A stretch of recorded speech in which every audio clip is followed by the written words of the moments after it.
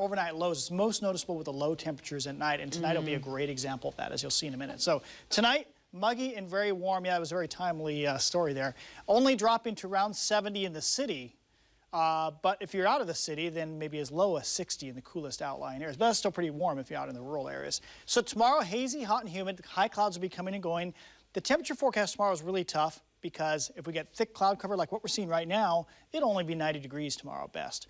But if we have thin, high cloud cover, it could be close to 100. So it's going to be somewhere in there. It's going to be hazy, hot, and humid regardless. And then in the evening, we'll get cooling ocean breezes, so that's the good news. Now, could we see thunder or showers in the next 24 hours?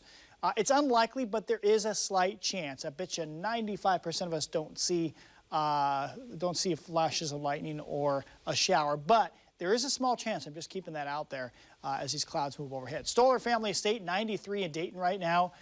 Down in the South Salem Hills, that's really hot, 92 degrees there. Starting to get a little more blue sky as part of this cloud cover moves away.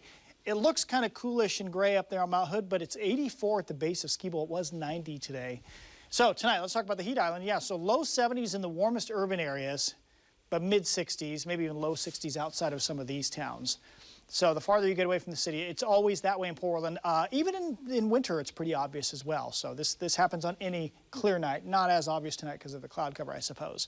Now, everybody's in the 60s, even in the outlying areas tonight. Like I said, 70s in the Columbia Basin, slight chance for thunder. Speaking of, it looks like it could rain outside right now in the metro area, but this is probably not reaching the ground around Oregon City. You might be getting a sprinkle maybe, but I think most of this isn't reaching the ground. But these are real showers down here around Willamette Pass. There's Bend, Santiam Pass. These are moving north, so we'll see if they hold together and if we actually get showers moving up the Cascades later tonight. This model says, okay, maybe 2, 3, 4, 5 a.m. we get a shower or a flash of lightning in the Cascades. Otherwise, tomorrow, a lot of thin, high clouds streaming overhead the whole day, still hot and hazy. But look at 7 p.m. Here comes the ocean air coming in through the coastal gaps up the Columbia River. That spells the end of our heat wave. We wake up Friday. Everybody west of the Cascades is cloudy and much cooler. Temperatures probably in the low 80s coming up on Friday. Same thing happens Saturday. Low to a mid 80s out there on Saturday, kind of slow to clear. So much more refreshing once we get past tomorrow. So if you can just make it about 26 more hours, I think you're okay.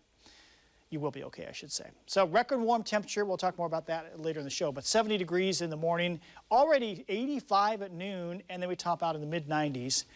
And just looking at that 3-day forecast, you can see we cool off nicely. Friday and Saturday, low 80s, big push of marine air tomorrow night. That leads us into a 7-day forecast. It's more comfortable, but not a single one of these days in our 7-day forecast is below normal. It's going to stay warmer than normal. That's the big picture. I don't see any sign for real rain. And there may be another warm up. We could have a hot spell about the middle of next week again.